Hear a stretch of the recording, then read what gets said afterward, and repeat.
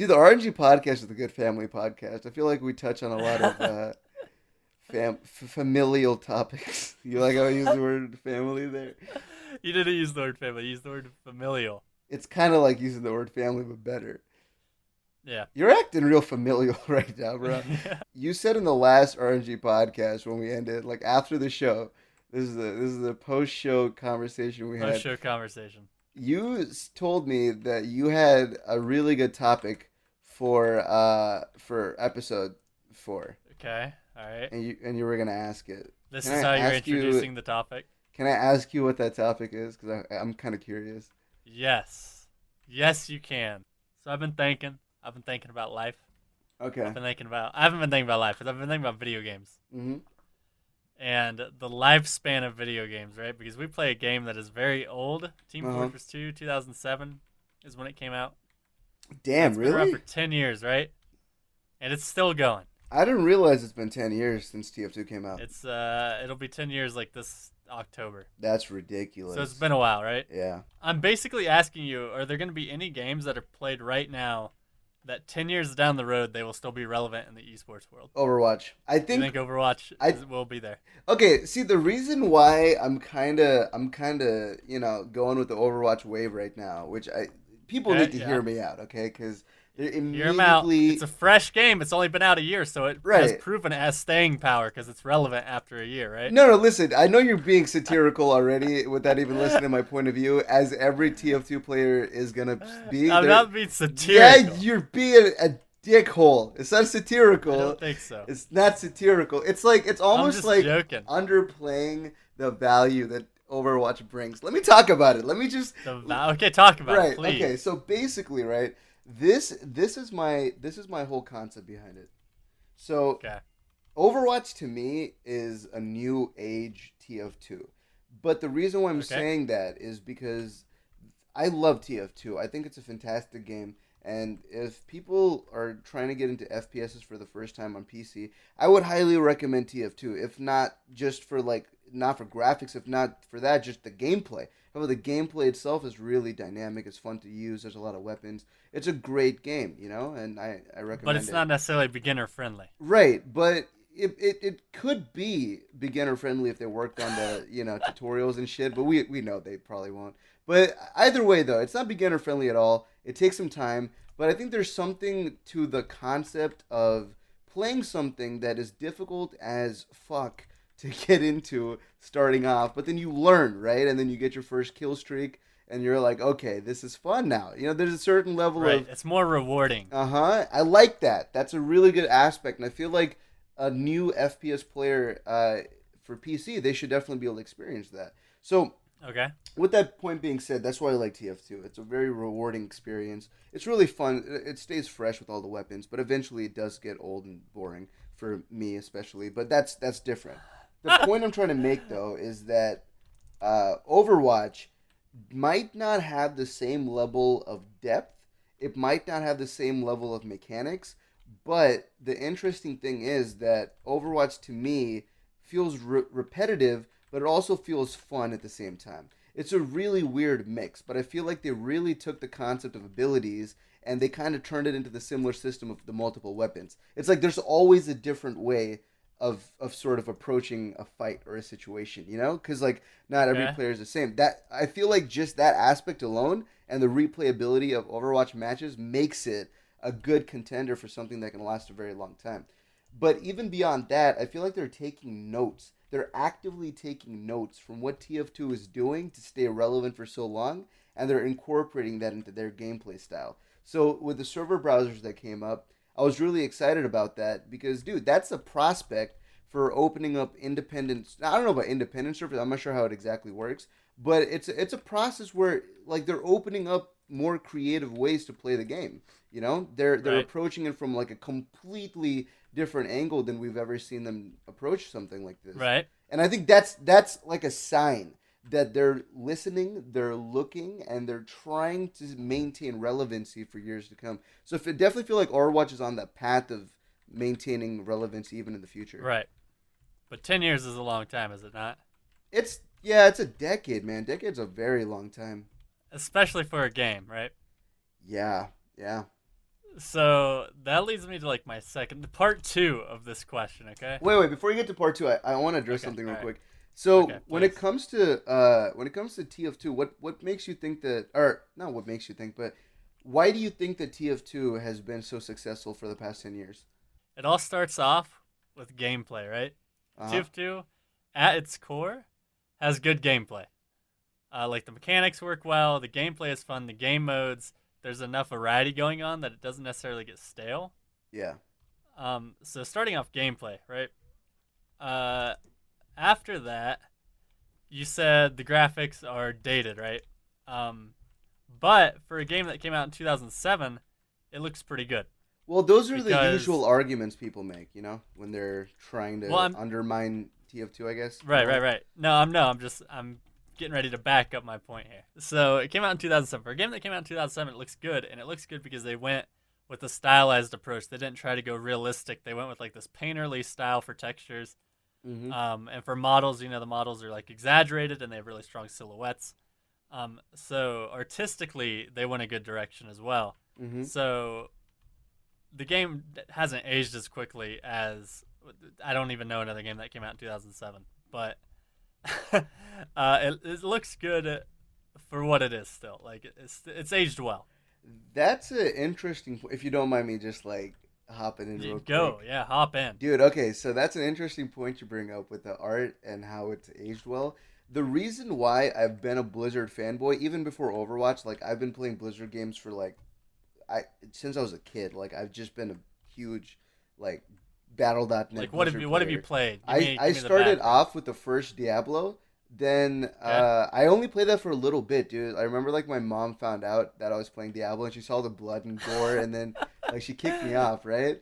But Right. I went to a friend's like a family friend's house and he was like 16 years old at the time. It was just Bobby the Indian. This guy fucking he tossed me a copy of World of Warcraft and Diablo 2. Okay. So then that got me back into the gaming thing and then I've been playing the games ever since. My point is this though. So those games I feel like still have somewhat of a community. Like World of Warcraft is a great example. That game is old Right. as fuck, dude. Like that's older than Yeah. TF2. And when that game came out compared to what it is now, the graphics are rarely I mean like it's changed just cuz like if you basically go into World of Warcraft right now, it looks completely different than vanilla. But that's because their coding Right. and everything was on point, so they were able to update it like 5, 10 years down the road and they kind of like had that envision, right? So Mhm. I don't know. I feel like Blizzard is very, very good at art styles. They're very good at maintaining art styles and keeping it fresh because it's so unique to their design. You know what I'm talking about? Okay. So I feel like Blizzard has that strength already. Overwatch is a good example of the art style. They don't go for the Right. realistic approach. It's a lot more Right. cartoony and airy, and I feel like that kind of leads to the. I don't know. That's just a point I wanted to go off on because you're talking about art style. Okay. Okay. I don't know. That was just a random tangent, I guess, but Good little tangent. yeah. Where was I? You were talking about You were art asking me style. what has given TF2 such a long You lasting said life, right? gameplay, and then So I you mentioned gameplay, art style. art style. Next, the game went free to play, right? Yeah. 2011, which means it's super accessible. Anybody can pick up this game and anybody can play it. Right. Although some people would say that's not true because my PC isn't strong enough to run this game. But anyway, if you want to get the game, you can download it for free, right? Yeah, that's true. Another thing is they've opened it up to the community. So community made items, community made maps. Mm-hmm. The community, how strong a community is really going to determine how long a game will stay alive, right? As long as there's people playing, as long as there's a community there, the game is going to be alive. Yeah. And TF2 has a really strong community because they've incorporated the community like so heavily into their game. Yeah. So I'd say those are kind of like the big reasons that TF2 has maintained a player base is because the gameplay is good, the game still looks good, it has like a unique art style.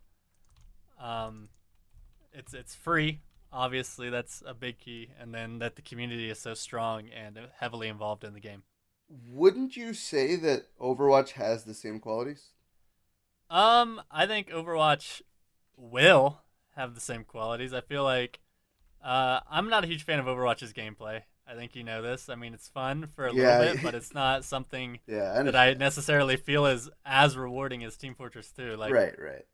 it doesn't have the same skill ceiling. Whereas if I grind and I grind and I grind, like I feel like I'm rewarded. Right.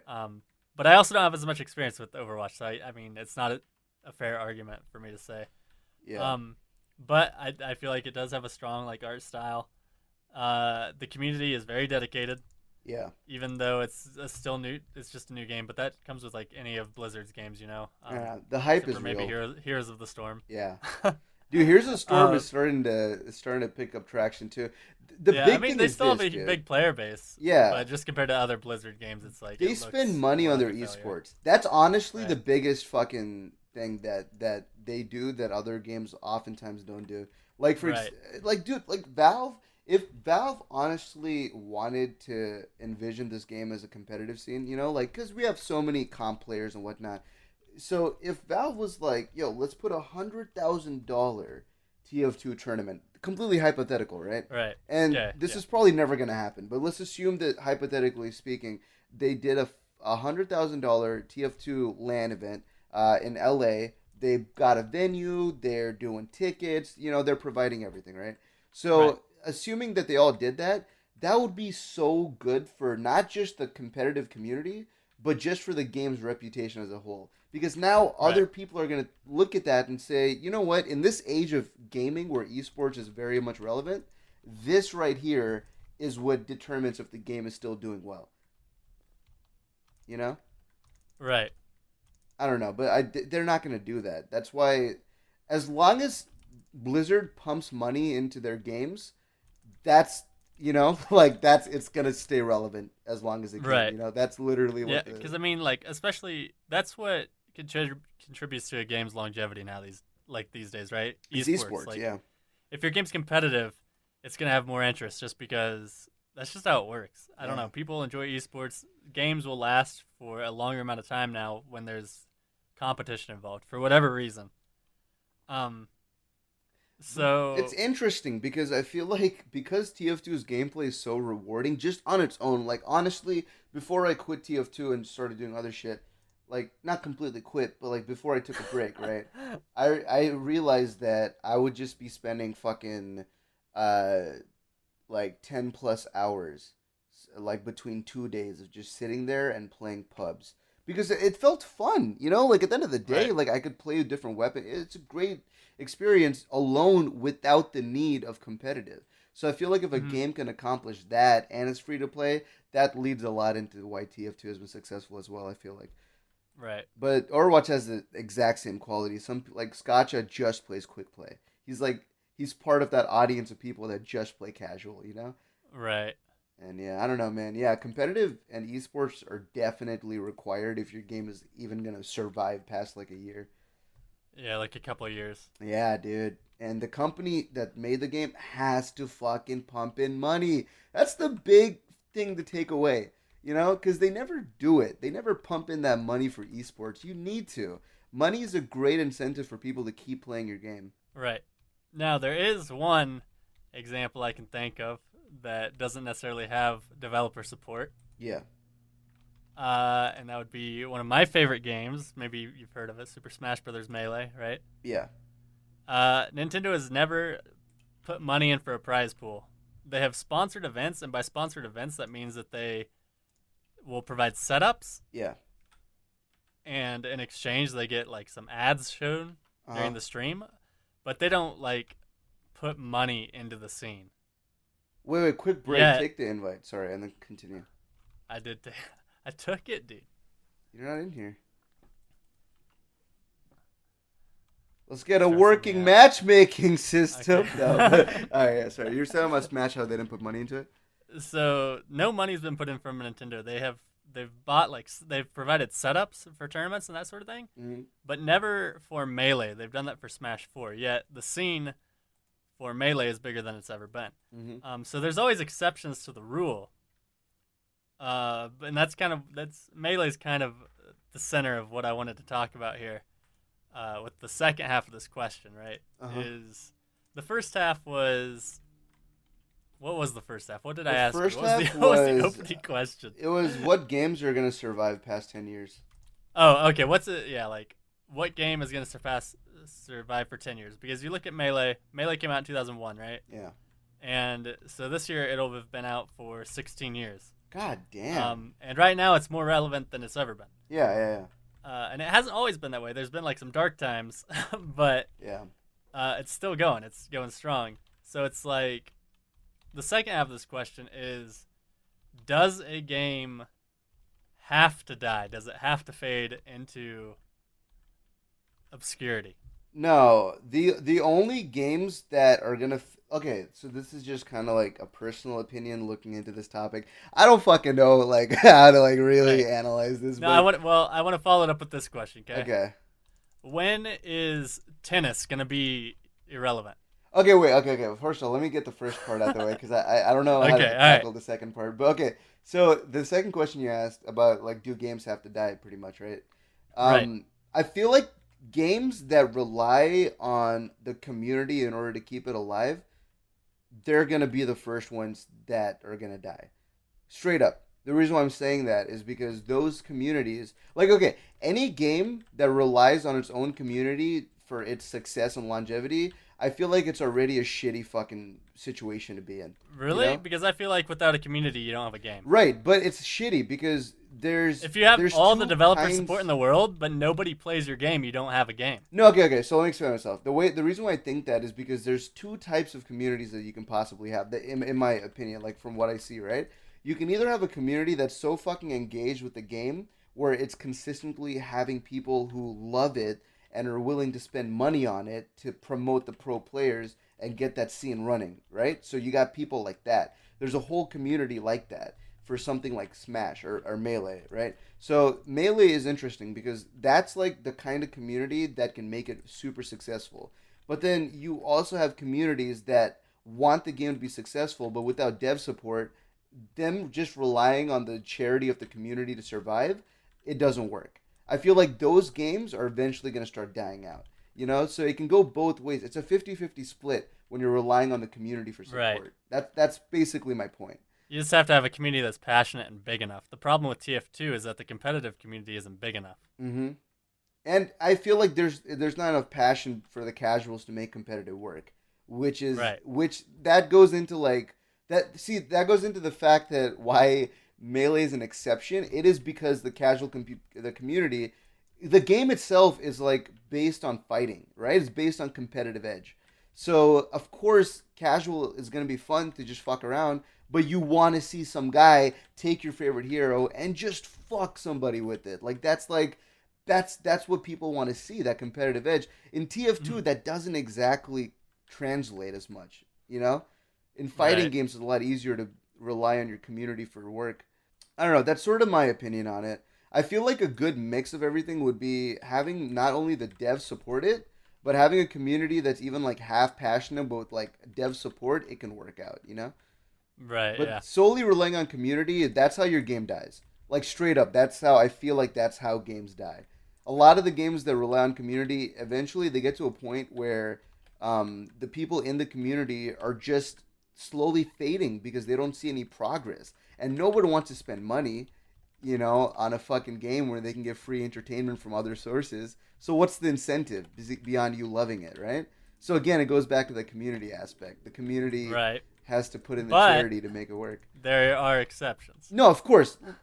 Melee, that's one exception. I'm sure there's many more exceptions, but I don't know. It's different. That's the most obvious one. Yeah, it's the most obvious, dude. But like, dude, exceptions are kind of like people in real life. Like, dude, okay. Sorry, this is just a side tangent here, but the thing is, going to college in my community college, you have so many motherfuckers who are like, bro, I'm gonna be the next fucking Bill Gates. I'm gonna be the next Steve Jobs, right? And most of the time, they're not gonna fucking do it because, you know, they might copy the exact step for step that Steve Jobs did, you know, whatever, right? They might copy it, but it's not gonna fucking work because, again, exceptions are exceptions for a reason. It's a fucking exception. Right. So you're most likely either gonna be stuck in the majority or you're not gonna fucking go anywhere, right? So, or you could get really lucky and be an exception. So I don't think it's good to rely on being an exception. I feel like it's good to get a guaranteed sort of, you know, figure. Right, which is what the developer support provides, right? It provides that guarantee. Right. It's a guarantee. Basically, I guess basically you don't necessarily need dev support. You need money. Because the money source is where it gets tricky, right? That's where the determination of whether or not this game is relying on a community or dev pops up, and I think that goes into your third question. You're saying how when would tennis die, right? Something like tennis. Yeah. So the interesting thing is when it comes to like real world sports, I think the most interesting thing is as humans in a society, we basically have the ability to look at other people and analyze what they're doing, and then we can choose whether or not we want to put that into our life, right?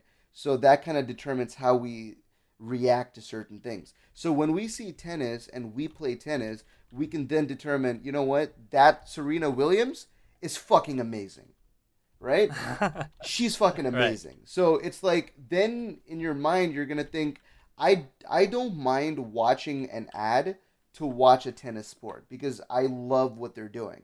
And you got a whole committee that's designed to taking people's money, the community charity money, and then using it to then fund events and make like these grand events and making millionaire sports. You know what I mean? Like that's what League of Legends did. It's easier to appreciate a sport, right, than a video game because everybody. I wouldn't say that exactly. Let me give an exception. No, because for that, because everybody can look at something and say, "Oh, that guy's super fast." You know, like a race. Like it's easier to appreciate that because it's like, I know I couldn't do that. But if you watch a game, somebody who doesn't watch any games will be like, I don't even know what's going on. Like, how can I appreciate something like this? When first off, maybe I've never even done it. I've never played this game, so I don't even know what's going on. But with like tennis, maybe it's just because tennis is so popular. No, it's that people because it's know easily what's going digestible. On. That's okay, because that's another key thing. This is why TF2 comp is like not having good viewership. It's not because like the game sucks or whatever, right? It's literally because when you watch TF2 comp, it's a clusterfuck of words, bullets, and rockets and fucking fallouts. It's hard to process. Yeah, dude. And I've been playing the game and I still can't watch a comp TF2 match because I don't know what the fuck is going on. Like it's so different, and it's not necessarily anybody's fault for the way it is, and you can't make it simpler to understand either. That's just how the scene is. So it's never really gonna get mainstream or big attention because but is that the issue? That's because you look at a game like League, and League is incredibly difficult for me to understand as somebody who's never watched it. I have no idea what's going on. That's the inherent problem with eSports and trying to get into that world, because you got to look at it's a case by case scenario. When you look at tennis, it's such a simplified thing, right? You got two bats, you got a court, and you fucking hit the ball across, right? It's very simple. Anyone can get that. Right. So this goes back to what I was saying about it being easily digestible. Esports itself is not an easily digestible concept because people automatically just assume that it's just games being played competitively. And although that's true, every game is different competitively, right? So you were saying how League is really difficult. I was watching Melee. I think I told you about this. It might have been Smash. I'm not too sure. When we left Scott's house, you were at the airport. We were both watching the same event by the time I got home. Do you remember what the name of that game was? It was a Smash? Genesis 4. That was Super Smash Bros. Melee. I don't know shit about it, dude. I don't know shit about it. I played it a couple of times at my friend's house, and I fucking sucked. I was button mashing. I don't know what's going on, right? Right. And I don't follow the scene at all. But by watching it, I don't know what the fuck was going on, but it was such a simple game. It was such a simple concept to see what the fuck was going on. And with my previous experience by just button mashing, I appreciated it. You know, I was able to appreciate it. And I sat through the ads, and I was like, I want to support this. This is good. You know? You sat through the ads. He never sits through them. I got ad block. I turned it off, motherfucker. I never do that.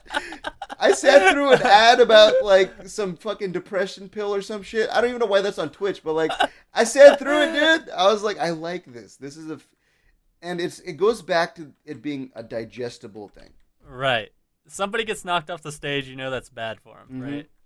Like, you don't have to have all the knowledge in the world. Like, and that's the same thing with sports. Like, if you watch them, if you've played the sport, if you have more knowledge about it, it becomes even more enjoyable, right? Because you see like the strategies and things that the teams are using. Yeah.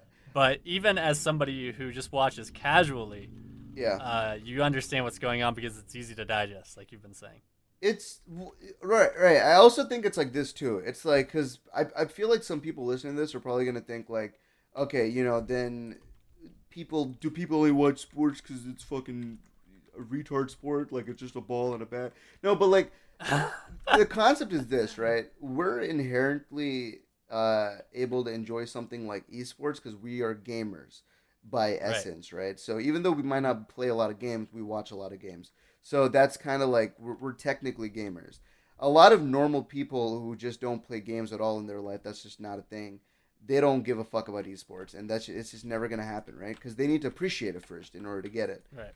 But I guess my point is that tennis, something like tennis can't die because it's so easy to understand and it's so easy to replicate across any age group, across any demographic. Tennis is just a Right. simple thing to do. And when it comes to games dying, they literally only die, I feel like personally, for two reasons. Either the community or the devs don't support it enough with money. I'm not saying like fan art and shit. I'm talking about money, Right. right? Like, because Right. it's all about the money Right. at the end of the day. You need It's to all about pay the money, people, right? yeah, because otherwise they're not going to do it. So, either the community or the devs aren't supporting the fucking. They're not supporting the game enough, or two, it's because the game is way too fucking complicated and you need a certain amount of hours playing the game to figure out what the fuck to do and how to understand this. That's like the two reasons why a game would potentially So die. okay, so we can compare Melee to tennis, right? They're both easy to watch, or like the general idea is easy to comprehend, right? Yeah. There's a lot of stuff that goes on behind the scenes that maybe you don't understand, but just to sit down, you can be like, okay, this guy's winning, this guy's losing. Mm-hmm. So would you compare a game like League more to something like, if we have to do a real life comparison, right? Because that's where I'm at in this conversation. Okay. Are you going to compare it to something like football, right? Where I've watched football before, but half the time I don't know what's going on, dude. Like, I know they throw the ball and they run it and stuff, but there's so many rules and things going on. Yeah. Or do you just feel like you just can't even compare a game like League or Dota to a real life sport? Like I said, dude, it's like esports is a niche sport. It's not. They shouldn't call it esports. They call it niche sports because that's what it fucking is. Right, It's just a niche. Like you need to be a part of it. What are you right, gonna say? but Sorry. when sports were invented, when tennis was invented, or when basketball was invented, those were niche sports, right? Yeah, I guess. And if you look at the age of esports, how old, like, games have been played competitively for what? Like 10, 15 years max? Yeah. I don't know how long, like, StarCraft 2 is, like, the only esport I can think of that's, like, old. Okay, well, okay. That's kind of, like, died off a little bit, right? I don't know. StarCraft it's died off, but it's still there. It's still doing its thing. Right. Like any other Blizzard game, it's still on the top 5. All right. It's just doing its thing. Well, okay, look. So I feel like the only way esports is going to compare to real life is if real life is accepting of esports, in the sense that more and more people are going to get into video games. Right, but it will be. It won't will it? be. Because In the future. right now it's like a new thing and only gamers are into it. Yeah. But more people are gaming today than ever before, right? That's true, yeah. So I feel like eventually in 50 years, esports are going to be just as common as regular sports. Schools are going to have teams for They already have that in colleges. They have collegiate League of Legends teams. Right. That's one game. Right. I'm talking obviously, high school but... too. Yeah, yeah. And it's just like, so you look at it like that, but that brings up the question. That brings us back to how long can a game stay relevant? Because are people still going to be playing League? Is League still going to be relevant in 20 years, or is something new going to come out and replace it? Like I said, this goes back to an earlier point that I made about the two types of communities that you can have, right? And I was saying, like, a game can die off if it doesn't have one or the other. So basically, what League did was intelligent as fuck, and it was simply that they had a game that had a lot of replayability because there's items in the game. First of all, that adds a lot to it. There's a lot of champion variety too. The thing that they did right with League is they realized the potential of it early on, and they invested a lot of fucking time and money into making sure that this game is going to be a goddamn esport. Like, they invested so much time and money. I remember playing Mhm. League during season 1, right?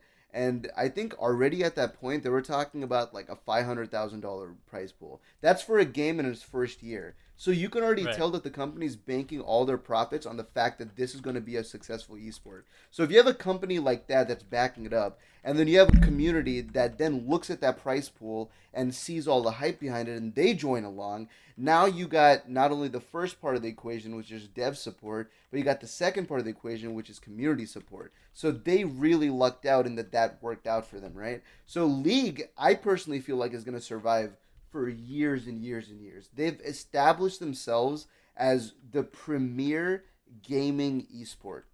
Everyone knows about League when it Right. comes to esport. They're like at So the you top. don't think that League will get stale? I, I, I don't think so because I feel like the only Okay. way League would get stale is if you are a casual player who's not into competitive. Maybe the casual players Right. might leave, but a lot of the like even some casual dude. I don't play League. I think it's fucking boring because I played it. I'm a different. It's a personal thing, but I Right. personally don't play League. But I will watch League streamers and I will watch every League. I will watch every single League of Legend pro stream because I'm just interested. I like the pro scene. I Right. like watching it. Right. But how do they keep it? Because the gameplay is good, right? Everybody Yeah. likes the gameplay. Everybody understands. So if you compare it to a sport where, okay, this sport, you start getting money comes from sponsors, right? Sponsors, people will sponsor, or companies will sponsor a league Uh huh. to put money into the game so they can advertise, so they can make money. And that's where like prize pools and stuff come from. Yeah. So that kind of brings me back. Like, do you think League will die, or do you think it might be one of those games? Because I personally am of the opinion maybe we don't have any games out right now that are like this, but I feel like there are some games that are going to be what are considered like lifetime games, like games that World of Warcraft is a make it lifetime game. past the first generation. Like Yeah. World of Warcraft. How long did that game come out, dude? It's been a fucking long ass time. Has it been out for 20 years? Maybe, Or dude. maybe like 15, right? Yeah. I don't know. I played during vanilla when I was in 6th grade.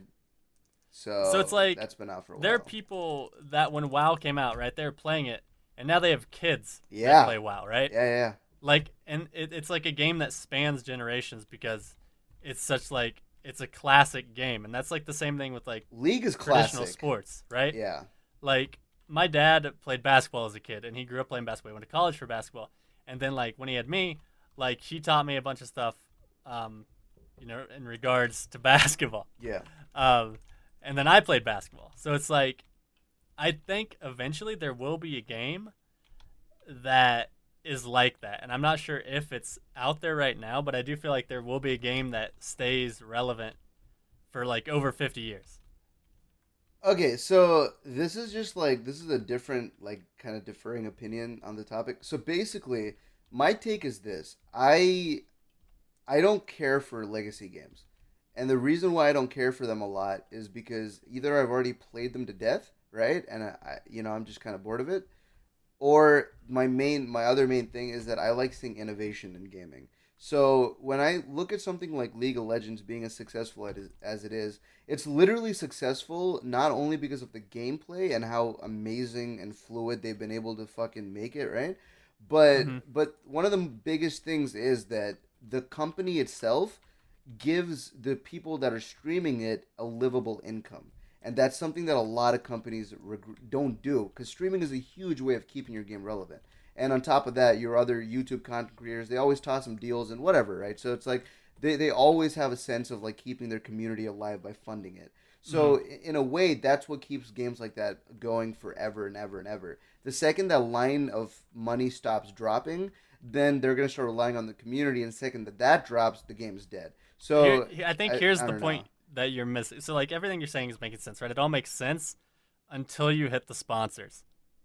There's golf tournaments sponsored Yeah, by Coca-Cola, right? The right. money doesn't come from the PGA, which is the Pro Golf Association. The Pro Golf Association doesn't throw down millions of dollars for these tournament prize pools. So like Riot Gaming, what is it? Is it Riot Games? Riot Games, yeah. In the future, I mean, where does the money for their prize pools come from? Valve is the only company that throws down millions for a prize pool, right? No, Riot throws down millions. I think their last pool was 1.5 million or 2 million for their. But did that come all from them, or did it come from sponsors? I'm not sure what their company profits are. I don't know where they're pulling the money from. But I know that the money is coming from them in terms of like they're putting it out, but they might have gotten that money from I don't know what other sources. Yeah. Because with the future, I think the future is going to be sponsors, right? Because like games are getting sponsored right now, and you're going to have huge sponsors. You're going to have sponsors like Coca-Cola coming in and slapping down $1 million for a prize pool because they want advertising. That's where money comes from for traditional sports. Yeah. You know, so you say, you know, if the developers don't support it, the developers don't necessarily have to, as long as there's financial support coming from somewhere else. Which, as long as the game is relevant and it has views, there will be that support. Yeah, I agree with you. That's a good point.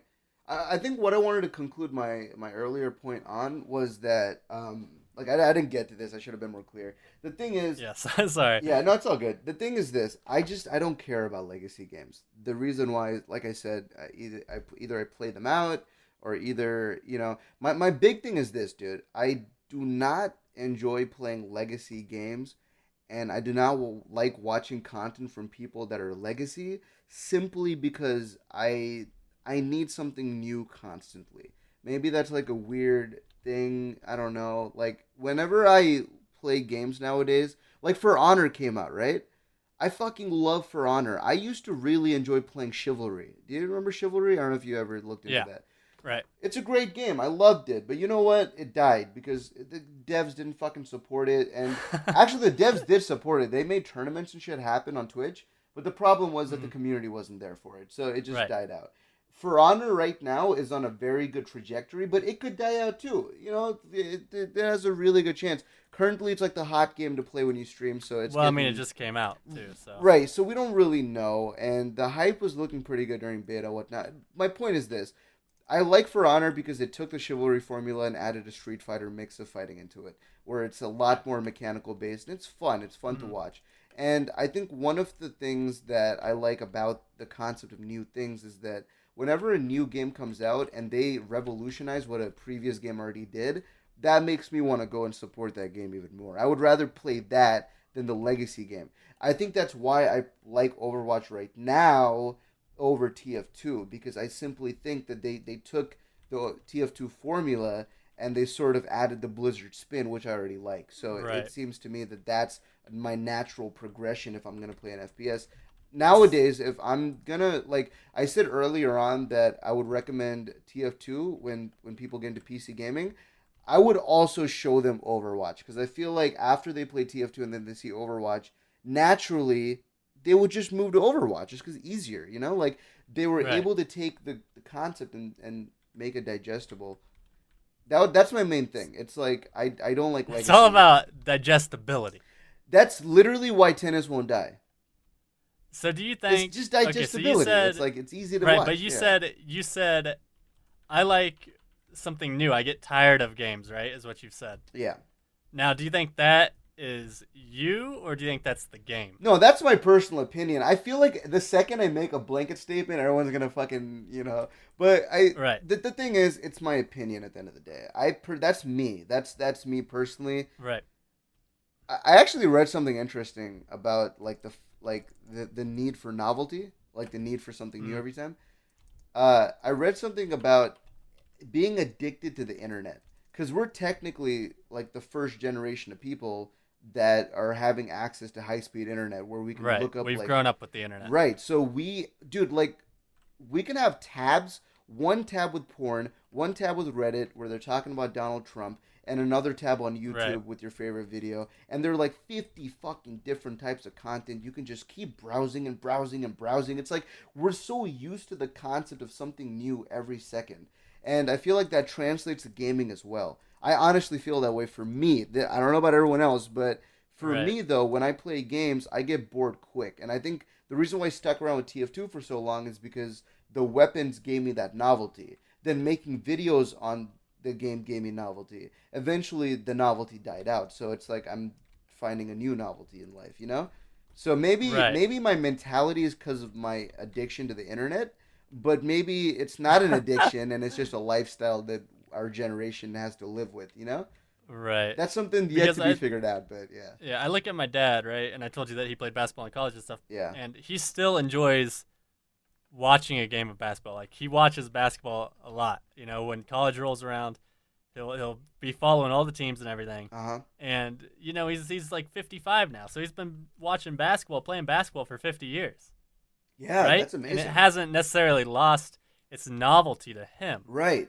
So do you feel like with games that's going to be an issue? Do you think it's going to be like, or do you think that in 50 years I'm still going to be sitting down going, dude, Melee's still sick? The problem with answering that logic is simple. It's that concept that gaming, like I said, esports is a niche sport pretty much, right? So you have to Right now. right now. But my point is this: there's gonna eventually be games that are gonna stay for the long run and be successful. Like, here's the thing, right?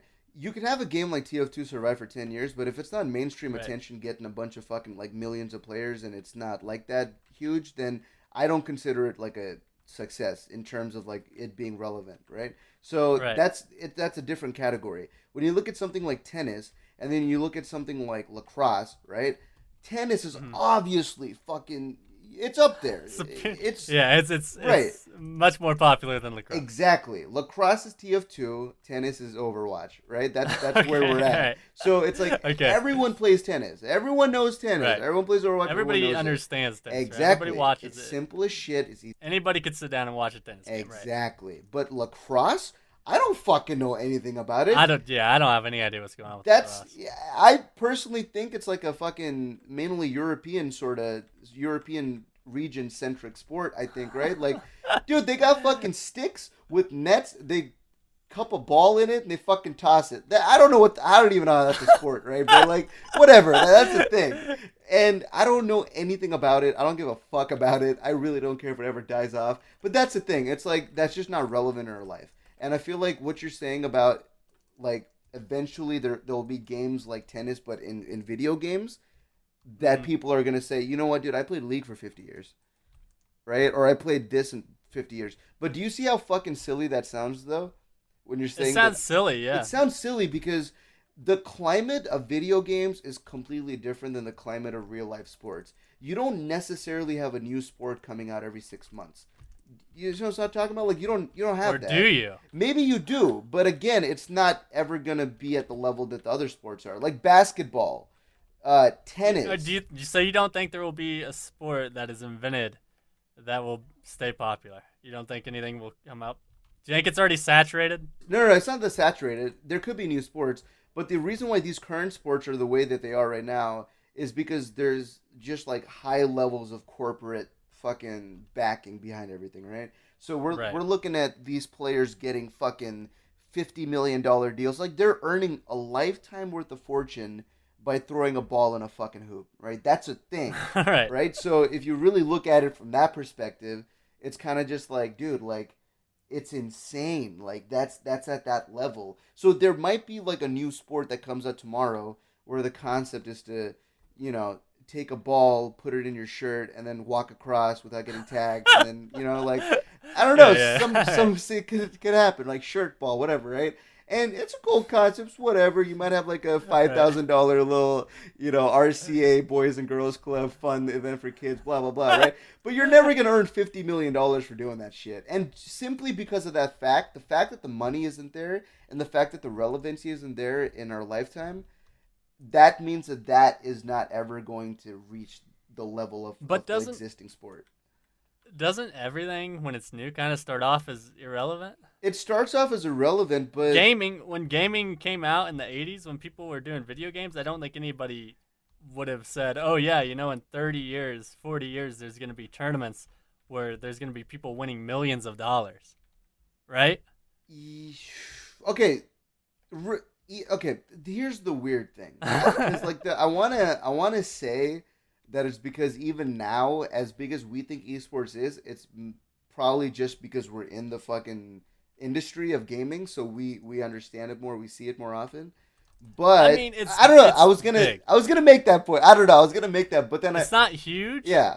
But there are streams that pull over 1 million viewers. Yeah, definitely. No, I agree with you. I feel like, but again, like there's this weird difference. I'm gonna get into this real quick. So there's this weird difference between online and real life, where if you go to the real life, or the make it sound like it's like a fucking VR chamber. You get into the real life, dude. Yeah, if you go into the real life tomorrow, bro. Right. But I'm going. Unfortunately. Unfortunately, dude, that's the thing. So it's like when I'm in the real world and I'm interacting with people, I notice that there's like a very generic mass audience kind of person, right? It's bad to say that, but you got your average fucking Joe, right? So okay, yeah. You got your average Joe, you got your average Susan. So when you talk to these average Joes and Susans, what's happening is that they're the majority of this country. They're the majority of the people that reside here. Right. So they kind of dictate what's mainstream and what's not. When you go up to them nowadays and you start talking about esports, they're not going to know what the fuck you're talking about except for League of Legends. When you bring up League of Legends,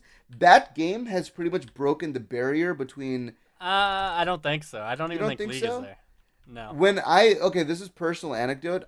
Like I said, I don't want this to be like a blanket statement, but I made one and then I said I don't want it to be one. Let me take that back.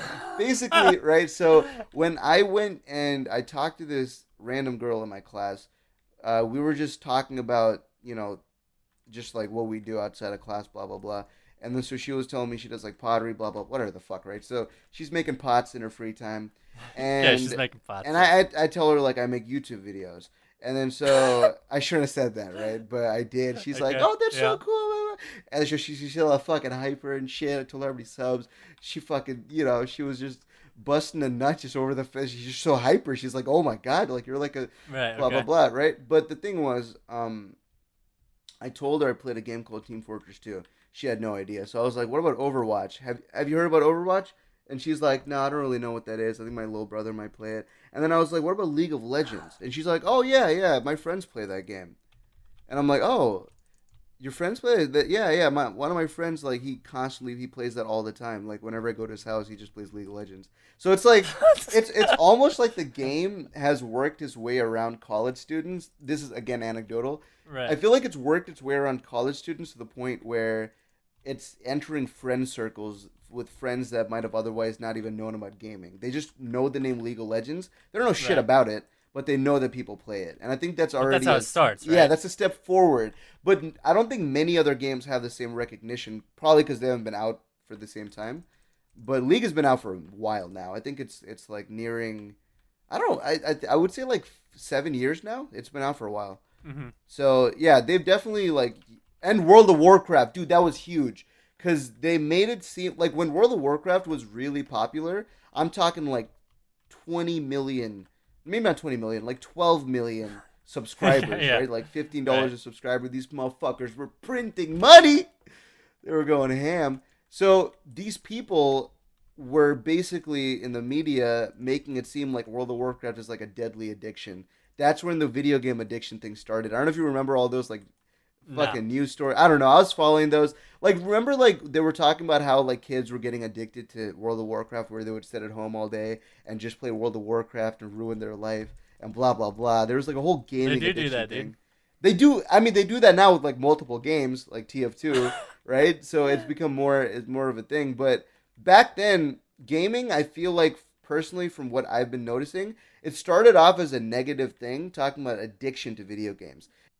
Well, I mean, it's always kind of been considered a nerdy thing, right? Right. It was always nerdy, but it started out with the negative connotation of nerd, but now nerd is like the cool thing, like girls who are hot as nerd didn't used to be cool. Yeah, right? Now girls who are hot as fuck are sitting there like, I'm nerdy, I like Star Wars, and it's just like, bitch, you don't know anything else besides fuck, right? Like you maybe saw the new Star Wars and you think you're a nerd or a geek, because I feel like nowadays more and more guys are getting into gaming. So the girls are just sort of like either getting into it. People in general, but yeah, like gaming is growing at a rapid pace in this generation. Right. And I can't wait to see what that means for esports. But I don't know, back to what you were saying earlier, your question. I don't think a game necessarily will die, like I said, unless the community is either like too small or too poor, or the devs are not caring enough about it. That's like the two things. So you think how many more years do you think League has? I would say ideally League has another 10 years. This is considering that they don't have a competitor who makes a better MOBA than them. I think their only real What about MOBA Dota? competitor is Dota. Yeah, it's Dota, and Heroes of the Storm is kind of there. I don't know, it's not really there, but Right, but okay. kinda So there. you mentioned they don't really have a competitor, right? But Dota's a doesn't competitor. Dota, who has more prize pools? Because we know that Dota has the international, which is like the biggest I can check esports right tournament now. ever, right? Give me a sec. Give me a sec. There's a site for esports earnings You got ranking. these numbers, okay. Yeah. So the international though is like it brings in hype, it brings in viewers because there's such a huge prize pool, right? Uh huh. So where was I going with this? So you think League has 10 years is what you're saying? A League has 10 years, but you were right about the Dota. So do you think Dota has longer as long as Valve is putting money into it? Right. Valve was putting a lot of money into it, but do you notice how more people naturally know League of Legends and watch it more than Dota? No, I don't. I think so because if you look at Twitch chart, I'm going by Twitch charts, okay? Just like right now, if you look at it, Okay. or like really any time, League is always the number one most watched game. Okay, right. And when I go onto college campuses, they have League of Legend tournaments. They have League of Legend Mhm. clubs. I went to like the first community college I went to. They had a League of Legends club that I joined. I didn't really go to any meetings because it was just a bunch of fucking goddamn fucking nerds just sitting there yelling at each other about mid lanes and all that shit. So like I never went. But they all never tried Dota. You know, they all swear by League, and I don't see one collegiate Dota 2. Like I think Dota 2 is Okay, yeah. huge on the internet. You know, so is League, but League is more mainstream, well known. While Dota 2 is more, it's like more mainstream with like gamers and technical mobile players. Like it's more veterans. You know what I'm talking about? Dota's definitely harder. Like I played both, and I think Dota is way fucking more difficult to get into. But that's probably why a lot of casual people, like real life Joes and Susans, don't really get into a game like that. It's just too difficult. You know. All right. But real quick, so the price pool thing, the international 2016 Dota 2 has a 20.7 million price pool. That's the Yeah, that's biggest. dumb. Yeah, that's a lot of fucking money, dude. 20.7 million. They take the top 3 ranks. 2014 they dropped 10.9 million. 2015 they dropped 18.4 million, and recently 2016 is 20.7 million. So at that trajectory, the next one they drop is probably going to be 22 or 23 million. But again, this goes back to what you said earlier. How much of money do you think that's coming out of sponsors from Valve? Because they, you know, it's a huge fucking... Well, a lot of it's coming out of the community, right? Because they open up the shop and they provide like portions of that. Valve go, is smart so- for that, dude. Valve is really smart. They integrated Right. the community into the game with all their games. Like, that's a really smart thing to do. But, okay, Yep. so you got that. And then, here's the thing. Number 4 on the list is League of Legends. This is the LCS 2016 World Championship. This just happened recently. $5 million for the prize pool. Compared to what? What was it, like 20 for the biggest one? for 20.7. Same year. Dota got 20.7, so that's a $15.7 million difference between the two prize pools. Yet League was watched more. That's insane. Just like looking at the numbers. Dota? Right. like that, So like I don't know. does that kind of disprove your point of you have to have your developer putting in money? I think it's an exception. Because I feel like every game is an exception. But because that's the thing about gaming. I feel like a lot of the shit that is successful is a fucking exception. Because like, I think it's just because it's so young that there's nothing to compare it to, really. well, that and also I've seen a lot of games fail. Like I've seen more games fail than succeed. So that's why I'm saying that the things that are successful are mostly exceptions. Like when I start seeing games pop up Right. and then they all have a certain level of success, then I'm gonna say, you know what, the exception isn't like there's still exceptions, but now it's Well, there's more, always gonna be things you know. that are more popular than others. Like you said, rugby, dude. Right, but I'm talking about an average. Not rugby. What'd you say? The shirt ball game Lacrosse. or lacrosse. Oh, okay. Or shirt ball, dude. Shirt ball could be sick. I'm down. We'll play that at PAX. But I'm down. Dota 2 takes all of the top 10 spots except for number 4, which is League of Legends. So they take all Okay. the other spots. That's ridiculous. Right. That's a lot of money. So do you feel like that's a game that's riding just off of developer support? Well, not just off of, but like over 50%. The reason why I think it's an exception is because they integrate the community into the crowdsource. Right. That's why I think it's exception, because their whole company like, I don't know how much money Gaben is exactly allotting from the Valve net profit. I feel like From mainly the budget, right? right. So what he does, I feel like, is that he'll open up the community workshop, and you can use those items in the game too. So it's an incentive to keep spending money. So Well, I think they you know, started it off. This may be completely wrong, but I think they started off with $5 million of their own money. let me verify that. So They started off with a few million of their own, and then the rest is provided by the I community. think you I'm might pretty be sure. right about that. The number 10 slot is the International 2013 Dota 2, and it's a 2.8 million prize pool. Mm-hmm. So, I mean, I don't know. You could be right about that. I'm not too sure. Who knows? Yeah.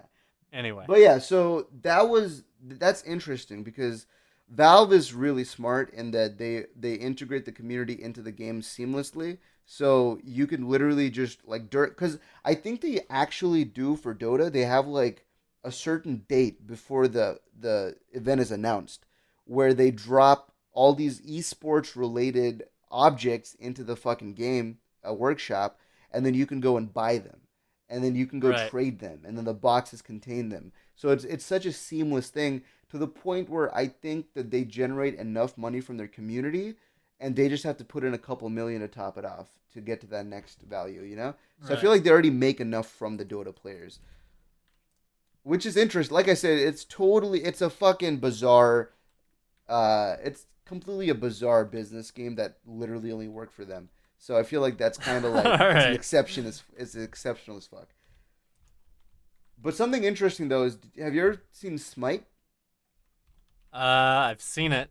I know of it. I've never played it. Yeah, so Smite, actually, the contender for League of Legends and Dota is Smite, because in Nah, come on. 2015 their prize pool was $2.6 million. That was For the entire year? for that year. Yeah, I don't know what their next. How's that a competitor? I think it's a competitor because if you're looking at it from a monetary value, they're the only other MOBA game that's come close to the other figures that these guys are putting. They're up. not even close, though. They're being eclipsed. Well, they're being eclipsed in the sense that they're not gonna fucking hit 20 million, but it's still past $1 million, which I feel like for a game Yeah, like but Smite, that's for every event, you know? right? In 2016? Or is that for one tournament? This is 2015. It's not even 2016. So Oh, I don't know what they're doing for 20. I don't see them. game died, dude. Yeah, dude. Hey, honestly, Good game. I don't see them on the list anymore for 2016. It's just it's It's something over, else, yeah. dude. No more dev support. But League of Legend, It's done. so all their tournaments for League have been consistently 2 million prize pools for 3 years in a row. CS:GO, the most money CS:GO has been put on is $1.5 million, which is huge for like an FPS game. That's the biggest Right. FPS market right now. Mm. So that's one of those games.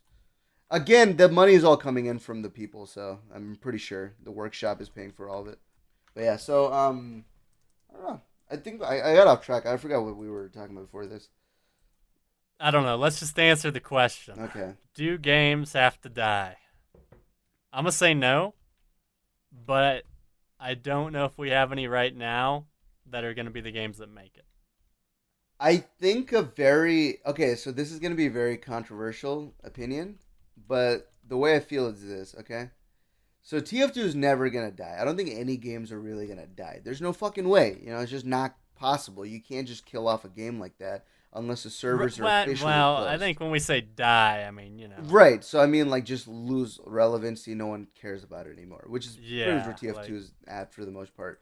But not quite. well, mainstream. but- I'm talking like not the niche market. The niche market is well, pretty successful. the whole market is the niche market right now. Right. So it's not even mainstream. Right. So yeah, I don't know. That's what I was trying to get at. But you kind of explained it better. I guess I framed it wrong. But Okay. all right. So All right. basically, my point is this. So if I feel like a game doesn't necessarily have to die, but a game does have to become irrelevant, I feel like, for a different game to come in, take that concept and make it modernized and better and easily digestible for a much wider audience. And I feel like we're at a very unique point in gaming history where we're noticing that with Overwatch and TF2. Now, I'm not necessarily saying that a game is gonna die or anything. That's not gonna happen. Right. But definitely, one game is gonna become obscure when the other game becomes it's gonna take its place. And And you don't feel you can compare that to traditional sports. I can't say that I don't know. I can't compare it. I don't know. Maybe there are sports Right. where that's. I mean, do you have a comparison? I'm not sure. I can't think of any sports that are like dead. Right. Because the thing Yeah. about sports is like with the games, I feel like it all depends on the depth of the game, how much replayability there is, how much you can actually do. Hmm. Because with sports, like that's there to an extent, and the meta will change over time with sports. Like you look at basketball right now, and like it's all about playing small. Hmm. Like it's about having smaller guys who are quicker, who can shoot well. There's a meta game. Whereas, yeah, where it used to be about bigger guys, right? Right. So games can evolve over time, even though they're the same game. Uh huh. And I think a game's lifespan relies on that a lot, like how much the game can continue to evolve after it's done being updated. Yeah. No, I agree with you. I mean, I'm Because that's yeah. the issue that TF2 is facing right now, right? With the competitive scene is that it's sixes, it's the same thing every time. Yeah. I don't The know. thing I is, don't know enough about I it. feel like when it comes to in TF2 scenario, I feel like people are unwilling to go for that progression because for the most part they're kind of set on their ways and they're kind of set on what they want. But what they want isn't necessarily what the business is going to need to reach that next level of audience, that evolution to sort of reach that Right. new place. I think something interesting was that I was watching a streamer named Tyler One. I think I might have shown you his stream. Sounds familiar. He's a very toxic streamer. He's fucking hilarious. Okay, I love the alright. guy. He just yells and screams. People think he's autistic. He acts autistic. It's just funny to watch him, right? So he like randomly plays TF2. I was gonna say accidentally, but he randomly plays TF2, right? 8,000 viewers. That's the most I've ever seen like a TF2 stream get. Right.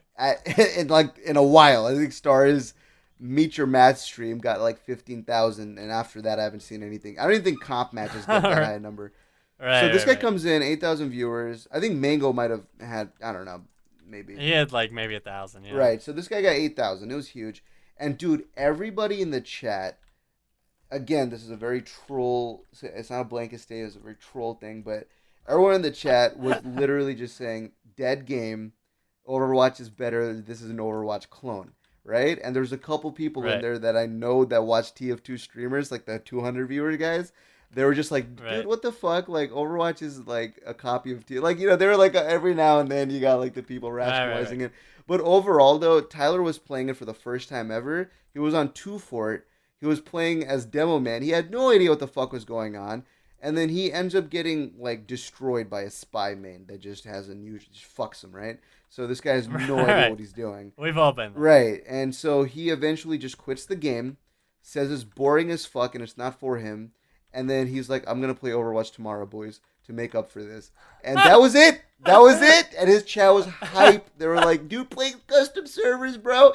And look, if I tell this to anybody else, like someone who's like so deep delusional into the TF2 cult, I feel like they're just going to deny the appeal of Overwatch, So I think what I'm trying to get at is this, right? So when you have a mass amount of the gaming audience, which are a bunch of teenagers, let's be honest, they're a bunch of memers, a lot of them do not give a fuck about this game. They care about the next shiny thing, right? Or any game, really. They care about the next shiny thing, the next hype thing that their favorite YouTubers and streamers are playing. That's literally the climate of what makes a game like really pop nowadays, right? That's who Right. games appeal to. And TF2 is not doing that right now. And I feel like if TF2 were to ever get to the point, like it's already lost its moment, but if TF2 were to ever get to the point where it can be recognized again and people are actually going to fuck with it on a more mainstream level instead of just like toss it aside as the hat simulator meme, Like if they're really going to Right. look at it like how we look at it, they need to change the fucking they need to change the default HUD. They got to change Well, the I way think it's that they approach too late it. at this point.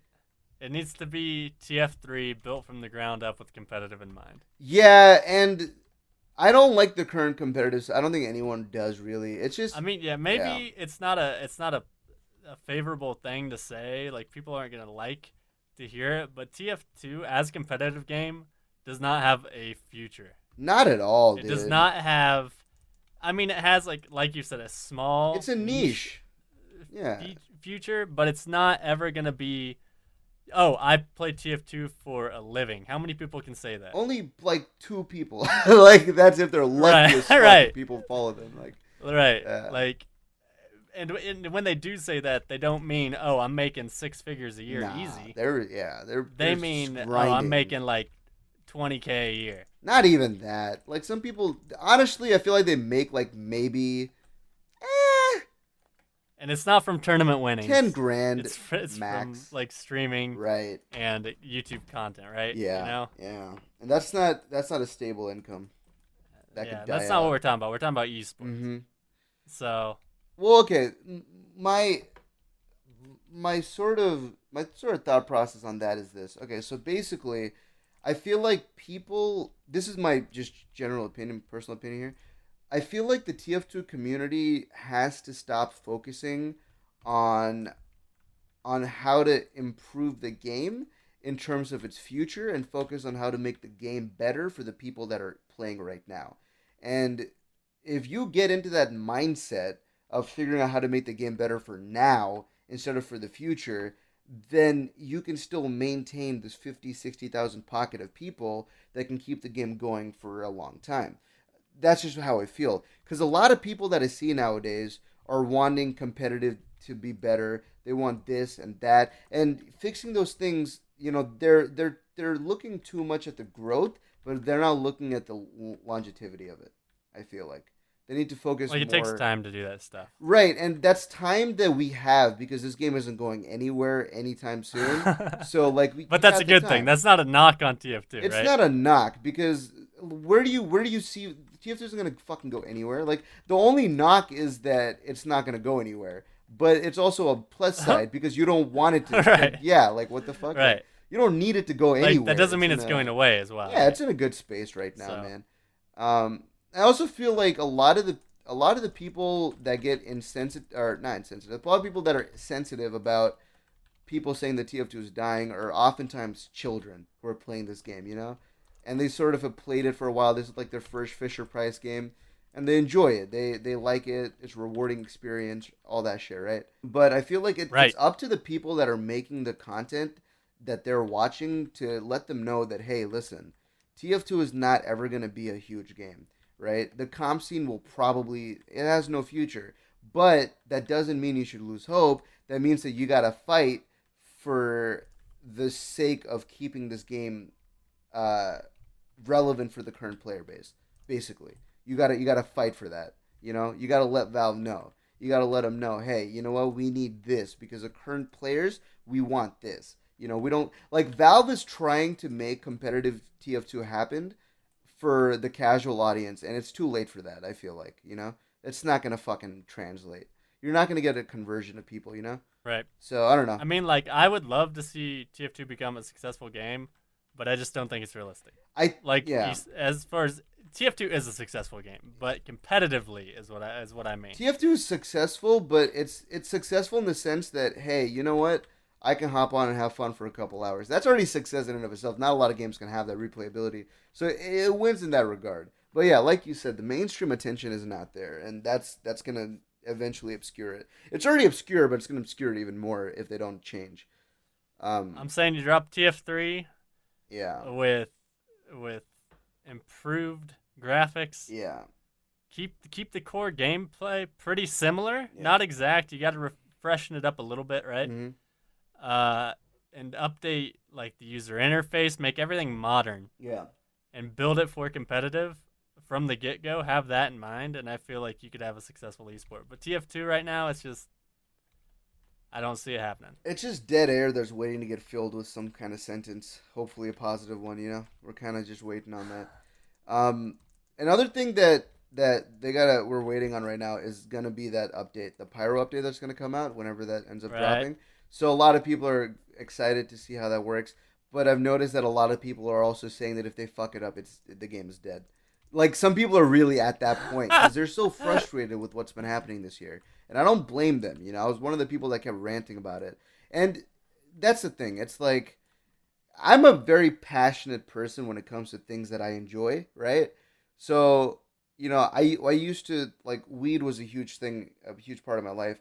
I used to be passionate in defending that in an argument. But then eventually I grew out of it, and then now I still kind of defend it for what it is, but I have a more objective stance. So I feel like if you are truly passionate about the health of the game, and you want to, like, not see it go somewhere huge or anything crazy like that, but you just want to enjoy the game and you want more enjoyable content for it, you have to get out of this fucking. You got to snap out. You got to zoom out, right? You got to zoom out, and you got to Look at the bigger picture. Yeah, you got to look at the bigger picture.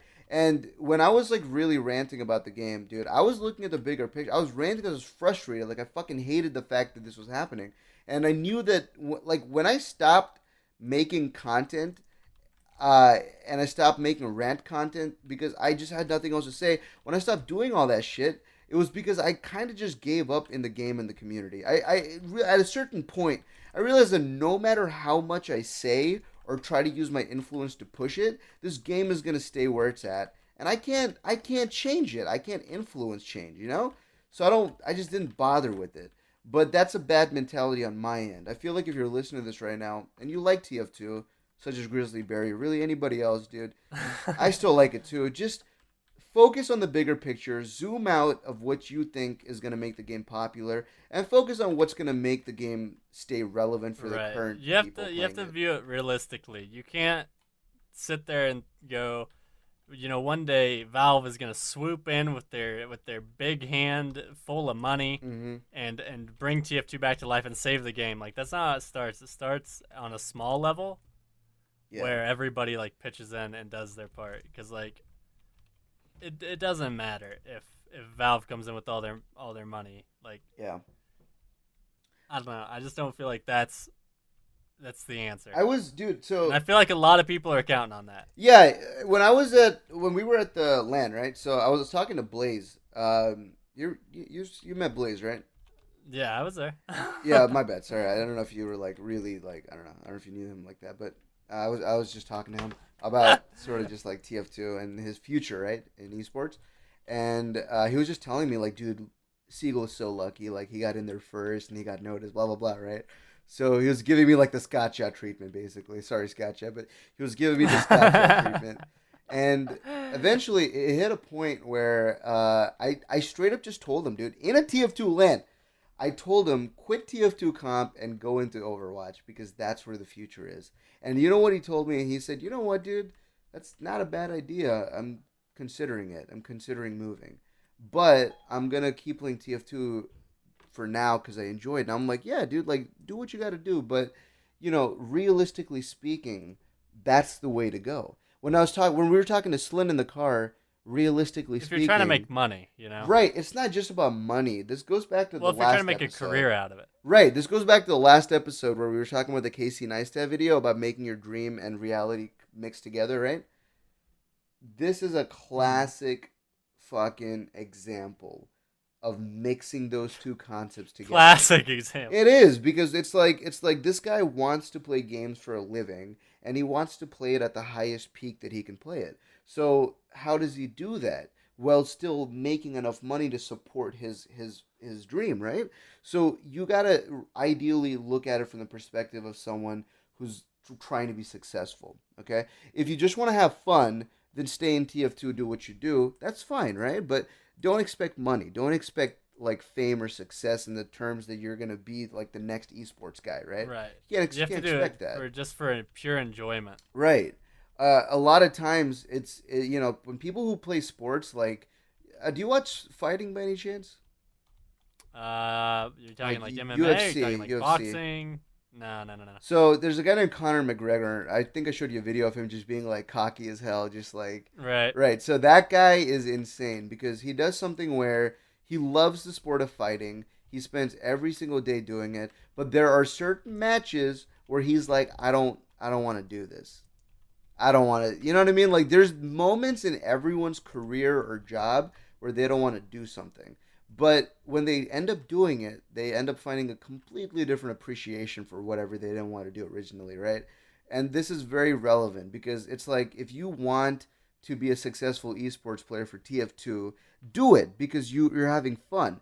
But don't expect your dream to meet with reality. It's just not gonna fucking happen. There's no way that's gonna work out for you. So what you should do is you keep playing TF2 comp, but get into Overwatch comp. Start finding teams. Start trying out. Like the big thing is Overwatch has such an amazing comp community, dude. Like it's so easy to get into, and they have teams for all kinds of skill levels. You know what I'm talking about? So like, it's good. It's like anyone can really get into it if you really want to take that seriously. The opportunity is there. You know, I say take it. You know, if you can make your dream a reality, no matter how scummy or whatever you don't want to do it, just fucking go for it, man. Make that shit. Make that money. Make that money. Make that dream come true. Make those rant videos. Yeah, dude. Not even just rant videos. Just make your clickbait. Do what you got to do. Do what you got to do to earn an income. Make your clickbait. Yeah, dude. Like everyone in life is gonna have to clickbait one or another time in their life. It's gonna happen. Like if you go for a job interview, you're clickbaiting the resume, dude. You're clickbaiting that shit. True. That's what I'm saying. You gotta clickbait one way or another. If you're going on a date, right? You're trying to impress this girl. You're kind of clickbaiting yourself because you gotta clickbait. You gotta clickbait her into knowing more about you. You might say some shit like, don't dude, my clickbait dad's on an dates. astronaut. Like no, but don't clickbait on dates, dude. Well, okay, it depends what you're trying to get out of the date, obviously. But well, yeah. So it's dependent on what you're going for. But either way, I guess my point is that do what you got to do to make your dream come true. I mean, why listen to me? I haven't even made a video in like 3 months. Why listen to him? You know, he hasn't done anything. I haven't done He's shit. not following his dream. Right. Well, I don't know. My dreams change a little bit consistently. Next episode. Are we done with this episode? You think? Because I was gonna say something real quick, boys. How long is your say something? This is like a quick 1 minute. Okay, quick it, do it, dude. I did. So I just want to let you guys know, I'm officially down 17 pounds since starting my new diet and workout. I just want to say one of my dreams has been to just not have man boobs anymore. And one of my dreams is to have a really good physique. I've always looked at my flabby, disgusting body, and I always told myself, you know what, dude, if you really put the effort into losing weight and like working out, you're gonna look like you're gonna look amazing, dude. You're gonna look fucking great. It's like self jack off, pretty much. It's like a you know what I mean? So I kept thinking those masturbatory thoughts, but you know what? That was a dream that I had to lose weight. I'm on the way to it. I got a Tinder date, by the way, Grizz. So that's so that's going. So things are kind of falling into place. Also, another quick update. I'm doing video editing for my friend's photography company, and we just closed on 2 deals. So I'm gonna be making like $1,500 off the deal, and we're closing. Dreams meeting reality. See, and that's the thing. I might YouTube is fun and all, but I'm kind of bored of it right now. I'm not really creatively fulfilled.